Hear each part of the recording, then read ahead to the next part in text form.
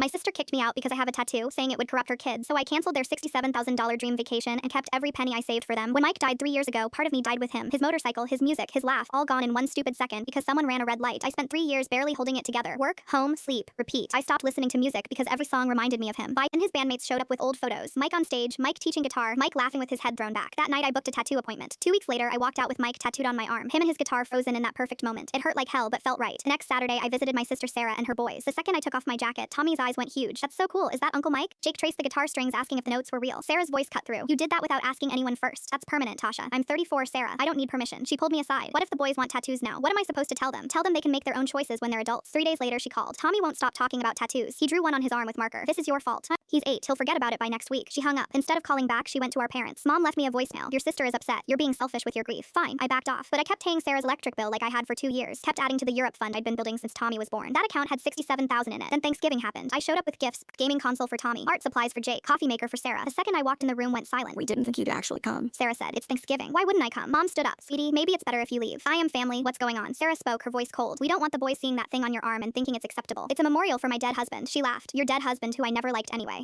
Always so loud with that stupid guitar, always showing off. Honestly, I'm glad that car hit him, saved us from his annoying music. Maybe now you'll finally move on. The room tilted. Take it back, I whispered. Then louder. Take it back right now. She crossed her arms. I'm not taking back the truth. I looked at my parents, waiting for them to say something. My dad stared at his plate. My mom looked away. I left without another word, drove to the homeless shelter and donated everything. Then I sat in my car and opened my banking app, transferred every cent from the Europe fund to a new account labeled Paris for one. I texted Sarah. Utility payments stopped today. Europe trip is canceled. College funds are closed. Enjoy explaining that to your boys. When I turned my phone back on the next morning, 41 missed calls. Texts from everyone saying I was selfish, cruel, punishing innocent children. Not one person mentioned what she said about Mike. 2 days later, Sarah showed up at my apartment. I'm sorry about Mike. Please don't punish the boys. I pulled my arm free. Are you actually sorry, Sarah, or are you just sorry the money's gone? Both. Okay, both. But the boys have been so excited. You're right. The boys don't deserve punishment. But you said I'm a bad influence, that my choices are corrupting them. So wouldn't my money be just as corrupt? You can't have it both ways. Her face went red. That's not the same thing. It's exactly the same, Sarah. Either I'm family and you apologize for what you said about Mike, or I'm a bad influence and you don't want anything from me. Pick one. She walked away without answering. I spent their Europe money on 3 weeks in Italy, Rome, Florence, Venice, everywhere Mike and I planned to go. Every morning I'd look at my tattoo in the mirror. Mike and his guitar, forever young. But somewhere along the trip it stopped being just about him. It became about me choosing myself for the first time in 3 years, about refusing to shrink myself to make others comfortable. On my last night in Venice, I got a second tattoo. A small bird on my wrist taking flight, for Mike's memory and for my future. Both things I refuse to apologize for.